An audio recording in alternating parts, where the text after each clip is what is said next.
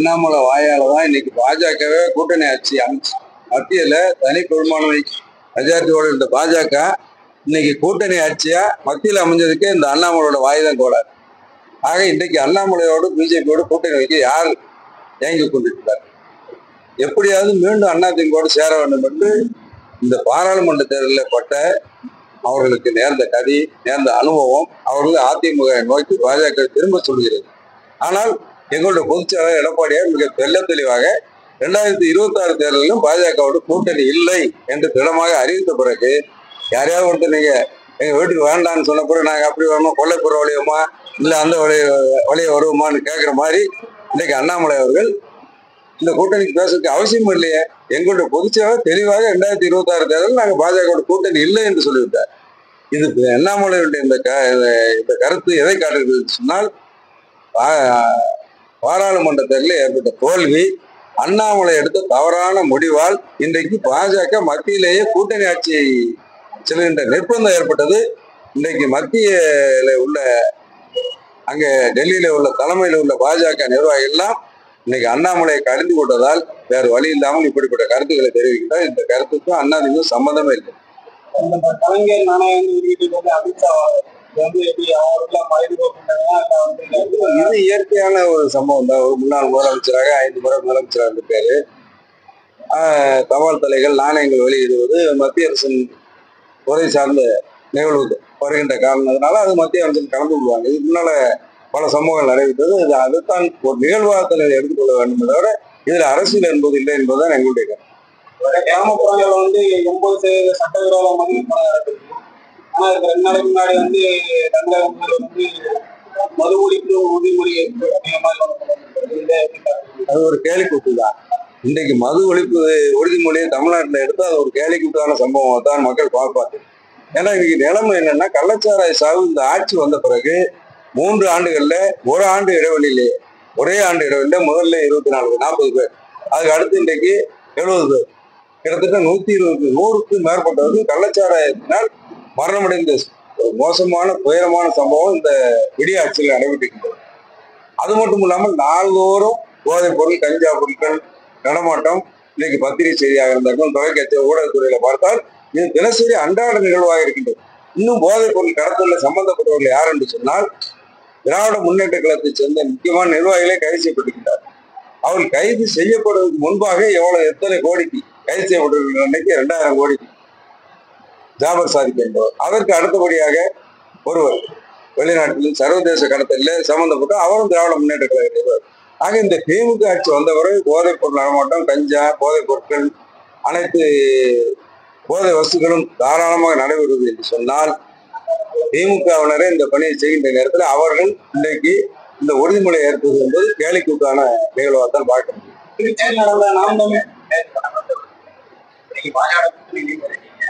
திமுக கூட்டணி கட்சி வெளியேற வாய்ப்பு இல்லை. இந்த சூழல ஒரு நாம் தமிழ் இணைஞ்சு அதிமுக போட்டியிட வாய்ப்பு. நிச்சயமாக எந்த அரசியல்ல எந்த நிகழ்வானாலும் வரும். நிச்சயமாக அவர்கள் எல்லாரும் யாருமே இந்த திமுக கட்சி விரும்பவில்லை. நான் சொன்னதை போல இந்த கூட்டத்தில் கூட பேசணும். இந்தியா கூட்டணியுடைய வெற்றியை தான், இது திமுகவின் வெற்றி அல்ல. பாராளுமன்ற தேர்தலில் தமிழக வாக்காளர்கள் பாஜகவுக்கு எதிர்ப்பான மனநிலை. பாஜக 10 ஆண்டுகளாக இருந்து தமிழர் நலன் சார்ந்த பிரச்சனைகளை செவிசாய்க்கவில்லை. தமிழர் நலன் சார்ந்த பிரச்சனைகள், அது காவிரி பிரச்சனையாக இருந்தாலும் சரி, முல்லை பெரியாறு, கச்சத்தீவு மீட்பு, எய்ம்ஸ் மருத்துவமனை, நீட் தேர்வுக்கு விலக்கு போன்ற அம்சங்களை நாங்களும் வலியுறுத்தினோம். அது அவர்கள் நிறைவேற்றாத காரணத்தினால்தான் நாங்கள் கூட்டணியிலிருந்து வெளியேறினோம். தமிழ்நாடு நலன் சார்ந்த பிரச்சனைகளில் பாஜக அக்கறை கொள்ளவில்லை என்ற ஒரே காரணம்தான். இந்த அம்சம்தான் தமிழ்நாட்டு மக்களுடைய மனநிலையில இருந்தது. இதை புரிந்து கொள்ளாமல் பாஜக எத்தனை முறை படையெடுத்தாலும் இங்கே வெற்றி வரப்போவதில்லை என்று சொன்னால் தமிழ்நாடு புறக்கணிக்கப்படுகிறது. பாஜக ஆட்சியில் இந்த எண்ணம் தமிழக மக்கள் மத்தியிலும் வாக்காளர் மத்தியிலும் நிலை வருகிறது. இந்த எண்ணத்தை புரிந்து கொள்ளாமல் அவர்கள் என்ன ஜாலங்கள் செய்தாலும் இங்க ஜாலங்கள் ஜெயிக்க போவதில்லை. எனவேதான். ஆனால் தமிழக அரசியலை 2026 தேர்தலை பொறுத்தவரை இங்க மைய கருத்தாக எந்த மக்கள் மனங்களில் எந்த நிலைப்பாடு வரும் என்று சொன்னால் இங்க ஆட்சிக்கு வர வேண்டிய யார்? திமுகவா அதிமுகவா? மு.க. ஸ்டாலினா எடப்பாடியாரா என்ற கேள்வி வரும்போது நல்லாட்சி நாயகன் என்று இன்றைக்கும் மக்களால் போட்டுக்கொண்டோம். நாங்கள் 4 வருஷம் அம்மா மறைவுக்கு பிறகு ஆனால் எடப்பாடியார் ஆட்சியில் போதைப்பொருள் நடமாட்டம் இல்லை, விலைவாசி உயர்வு இல்லை, கட்ட பஞ்சாயத்து இல்லை, மின் கட்டண உயர்வு இல்லை, இன்னும் எந்த விவசாயிகளுக்கு நிவாரணமும் இழப்பீடும் ஆண்டுதோறும் பல்லாயிரக்கணக்கான கோடிகளை வாரி வழங்கினார். இந்த 3 வருஷமா ஒரு இழப்பீடு இல்லை, நிவாரணம் இல்லை. இப்படி விவசாயிகள், ஆசிரியர்கள், தொழிலாளர்கள், அரசு ஊழியர்கள், மாணவ செல்வம், இளைஞர்களுடைய எதிர்காலமே கேள்விக்குரியாது. இன்னைக்கு போதைப் பொருள் நடமாட்டத்துல இளைஞர்களுடைய வாழ்வாதாரமே அடுத்த தலைமுறையை கெட்டு குட்டிச்சுவராகின்ற அளவுக்கு சட்டம் ஒழுங்கு சந்திச்சிருக்கிறது. இதெல்லாம் சட்டமன்ற தேர்தலில் எதிரொலிக்கும். நாங்கள் தனித்து நின்றால் கூட வெற்றி வருவோம். ஆனால் இன்றைக்கு இருக்கின்ற சூழ்நிலை பல்வேறு கட்சிகள் நீங்கள் சொல்வதை போல பாராளுமன்ற தேர்தலுக்காக அந்த கூட்டணி ஒன்றுபோல் இருந்தார்கள். இந்தியா கூட்டணியில திமுகவுடன் அல்ல, பாஜக இருக்க வேண்டும் என்று சொல்லி இந்தியா கூட்டணியில இருந்தார்கள்.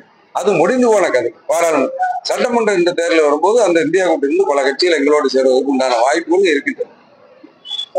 திருச்சி நடந்த நாம் தமிழர் கூட்டத்துல ஒரு பாட்டு பாடுறாங்க, 22 பேர் வழக்கு. ஆனா இது அடக்குமுறை. இன்னைக்கு சவுக் சங்கர் அவர் கருத்தை இன்னைக்கு யூடியூபர் எல்லாம் எல்லாரும் கருத்துரிமை இருக்கு, பேச்சுரிமை இருக்கு. இதுக்கு வாயிலே பேசுனாங்க. எங்க ஆட்சியில ஒரு பாடல்லாம் பாடி மதுவுக்கு எதிர்வா அவர் நாட்டு கோவன் அவரெல்லாம் எங்க போனாருன்னு தெரியல. அது போல அப்ப நாங்க அவரெல்லாம் நடவடிக்கை எடுக்கலையே. இன்னும் நேரடியாக அரசை விமர்சித்து அப்படி பாடங்கள்ல அவங்களுடைய கருத்துரிமை இருக்கு. இன்னைக்கு சவுக் சங்கர் இந்த அரசு குண்ட சட்டத்தில் வரைக்கும் போகுது. இன்றைக்கு கூட உச்ச நீதிமன்றத்தில் அந்த வழக்கு அவர் மீது வழக்கு போட்ட தவறு என்று சொல்லப்படுகின்ற அளவுக்கு அராஜகம். இந்த ஆட்சியில அரசை ஆதரித்து தான் செய்திகளை வெளியிட வேண்டும், அரசை விமர்சிக்க செய்தியை வரக்கூடாது என்ற அளவில் நிர்பந்தப்படுகின்றார். ஊடகத்துறை சேர்ந்தவர்களும் செய்தியாளர்களாக இருக்கட்டும் நிர்பந்தப்படுத்தப்படுகிறார்கள். அரசுக்கு எதிரான கருத்துக்களை சொல்லுகின்ற நேரத்தில் நாட்டு நிலைமையில யூடியூபர்லாம் அப்படியே சொல்லுவாங்க. அவங்க என்ன நிலைமை இருக்குதோ அதான் சொல்றாங்க. இல்லைன்னா அவங்கள வழக்கு போடலாம், தவறான தகவல்னா. ஆனா தகவலை சொல்லக்கூடாது என்ற நிலையில வழக்கு போடுவது எந்த வகையில நியாயம்?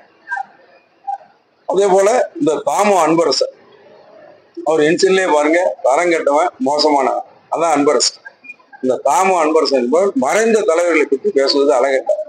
இன்னைக்கு அவருடைய தலைவர் பேர்ல நாணயம் விட போறாங்க. அவர் நாணயமானவராங்கிறதெல்லாம் நாங்க பேச ஆரம்பிச்சோம்னா, ஏன்னா நாங்கள் அரசியல்ல புரட்சி தலைவர் அம்மாவும் புரட்சி தலைவர் எம்ஜிஆர் அவர்களும் எங்களை வழிநடத்தியிருக்கிறார்கள். ஒரு அரசியலில் பக்குவமா இருக்க வேண்டும், மறைந்த தலைவர்களை பற்றி நாகரிகமாக நாகரிகமான அரசியல் எங்களை கட்டுப்படுத்தியிருக்கிறார்கள். ஆனால் அநாகரிகமாக உள்ளவர்கள் எல்லாம் அமைச்சர்களாக்கி அவருடைய பின்புலத்தை பார்த்தால் தாமோ என்றாலும் அதான் தரம் கெட்டவன், மோசமானவன் தான் இருக்கும். அப்படிப்பட்ட அன்பரசன் ஒரு அமைச்சர், அவருடைய பின்புலத்தை பார்த்தா அது வெட்கக்கேடான விஷயம்.